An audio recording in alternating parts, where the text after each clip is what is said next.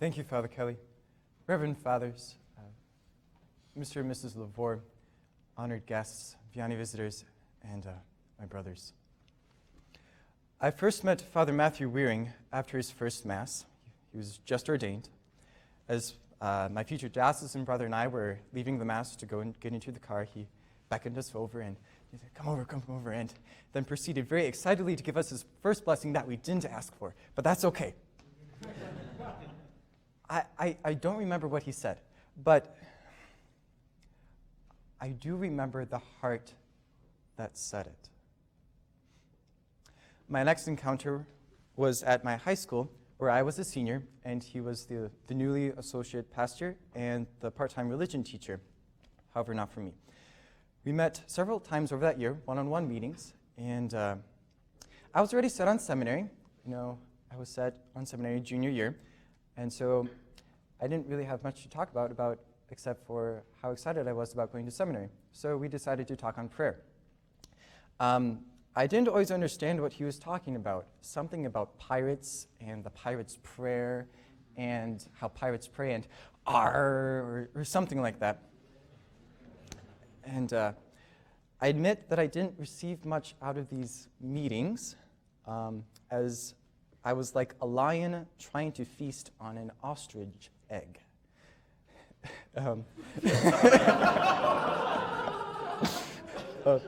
I was taking too big of a bite for my own mouth, that is.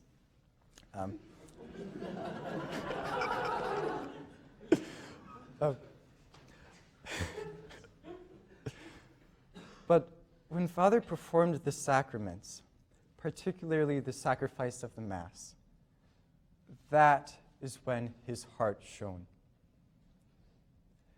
He has the gaze. When he gazes upon the Eucharist, he encounters Jesus. As he takes the Eucharist and he raises it at the elevation, when he sets our Lord back down in the paten and genuflect, there's always this gaze. He encounters Jesus.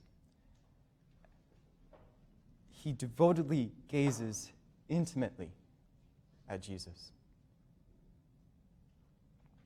A few years later, he was named parochial vicar of my home parish.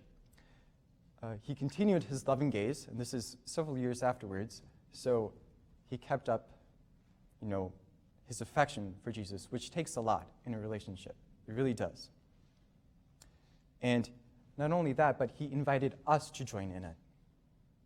He invited us parishioners. And like any father, he told us, of course in his homilies, the importance of faith and prayer.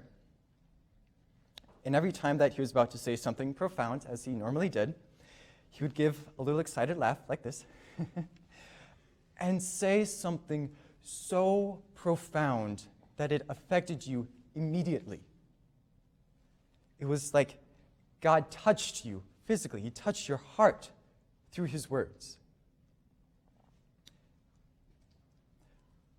I remember talking with several of the parishioners after Mass sometimes, and I could just see the spiritual nourishment in their faces, in their eyes, in the hearts that they revealed through their words.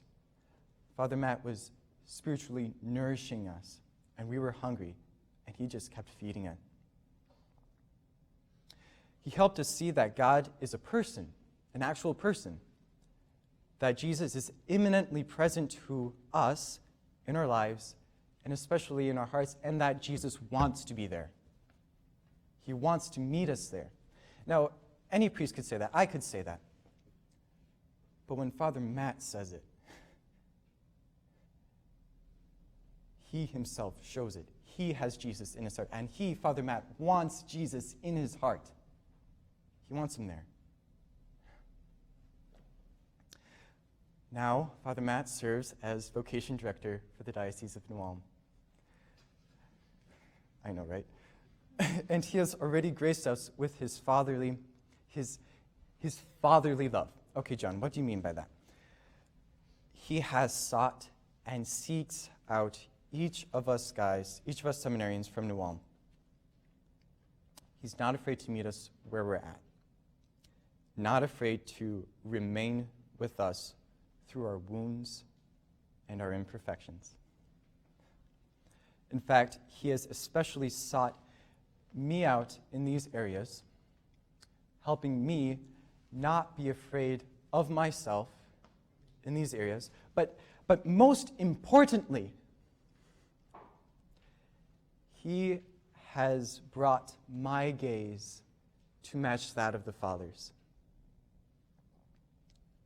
Isn't that what being a priest is all about? Just allowing, he makes himself an instrument.